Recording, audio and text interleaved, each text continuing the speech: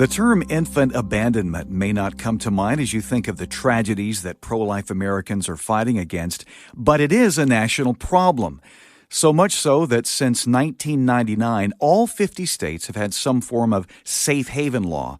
Those are laws where parents who cannot care for a newborn can bring that baby to a designated safe place to surrender the baby with no questions asked. Monica Kelsey is the founder of Safe Haven Baby Boxes, an Indiana-based ministry that's making a huge difference in the fight to save babies' lives. Monica, welcome to The Stand Radio. Thanks for having me. Tell us about Safe Haven Baby Boxes and how that ministry began. Well, Safe Haven Baby Boxes was actually birthed out of my own story of being abandoned as an infant and finding my biological mother when I was 37 years old and learning the tragedy that started my life. And so I was actually on a speaking tour in Cape Town, South Africa, where I seen a baby safe in 2013. I was there, and I was so intrigued by this baby safe in the side of a church that was taking in abandoned babies or babies that parents couldn't care for or didn't want. And I was so intrigued by that, I came back to the United States and started the uphill battle of starting a movement across this country that's never been done before. And what year was this, Monica? We became a nonprofit in 2015, but Okay. I was actually in Cape Town, South Africa on the speaking tour in 2013. So it took me a couple of years to kind of put all the pieces together. Yeah. How prevalent is infant abandonment across the United States today? We're actually finding a baby abandoned every 2 to 3 days, sometimes 3 to 4 days, but every week we are finding a baby abandoned in this country, whether it be in a trash can, a dumpster, or outside the doors of safe haven locations, like at the doors of fire stations and hospitals. So it's very prevalent today that we do something for the lives of these children. If you would describe the process of getting one of these boxes into a community and what that's like. So in order to do the Baby Box program, you have to be a fire station or a hospital. And so to do the program, you just contact us. We'll walk you through the process of partnering with us, raising the funds, implementing the program, the testing, the training, the installation, and the blessing the box and making it available for women in the community and beyond. It's a process. It's not something that happens overnight. It does take quite a few months to get it done, but we can get it done, and we've shown that 219 times now across the country. That is fantastic. I would imagine with, dealing with human life, there's so many things that have to be in place, so many safeguards. How are the babies monitored and protected from the time that the mother surrenders the baby in the baby box to the time a first responder arrives on the scene? Well, interesting enough that the average time for a baby being placed inside of one of our baby boxes, so from the time the parent drops the child off to the time the firefighters retrieve the infant, we're right at about 2 minutes, which is just a phenomenal time when you look at the technology that's in these boxes.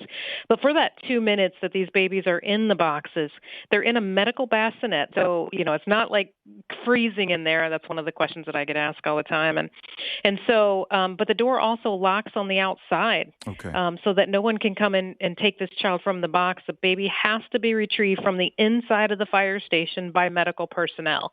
And safety is one of the things that we take very seriously. We take it, we want to make sure that these boxes work 100% of the time because a child's life is on the line, and we want to make sure we get it right. Now, these boxes are adjacent to hospitals and fire stations. Is it limited to those locations? We do try to keep them in fire stations and hospitals because these babies that we're getting in our boxes are not born in hospitals. Okay. And so we're getting babies with placenta still attached or cords cut but not clamped. And so we have to have medical personnel on the other side of that wall. And paramedics are at fire stations. And, of course, doctors and nurses are at hospitals. So it's pretty important that we keep them at just the fire stations and the hospitals. Yeah, that makes sense. Now, Monica, how do you provide help for these parents who come forward to surrender these children? Well, we actually help quite a bit. This is probably one of the biggest misconceptions of our organization is that we do nothing for the mothers, and that's totally false. That's actually one of the things that we take a priority in. Our hotline, which is a 24-hour hotline, we've taken over 9,000 calls on our hotline since 2016, and we have, oh my gosh, we've medical care and counseling is the two biggest things that we help with these parents. But whatever they need, we meet them where they are, and I think that's so important for us who are the hands and feet of Christ is not to judge anyone, not to shame them, but meet them where they are, and then give them a hand to help them up, not push them back down. And so there's a lot of times where it's just listening. Sometimes these parents will call us, and it's just listening to them. But medical care and counseling is the two biggest things that we help with these parents, and that's by calling our hotline, which is what we call the workhorse of our organization, because that's where the rubber meets the road. That's where we help these parents find peace in the decision that they've made. Do you find that a lot of these parents choose to continue to remain anonymous, or do most of them end up contacting you after the fact? It's about 75% of the parents that utilize our baby boxes contact us either before or after they surrender. So there's about 25% of women that don't. But I think for us, these women are following us. They are watching every move we make. They're listening to everything we say.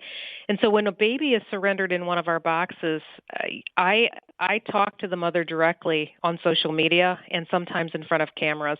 And it's so important that we thank these parents for keeping their child safe and letting them know that the fire department or the hospital has it from there, because that's going to help her heal. When a baby's placed in one of our boxes and there's no alarms that she hears, there's alarms on the inside of the firehouse, but no woman is going to hear that outside. And so she's kind of wondering, did it work? Is my baby being picked up? And is my baby healthy? And so we answer all of those questions. And a lot of times they call us because they feel connected to us because we have their back. And so that's one of the most important things that we do as well, is make sure that we thank these parents. What an awesome gospel opportunity to share the love of Jesus with them. Well, and I think it's important for us as an organization to be the hands and feet of Christ.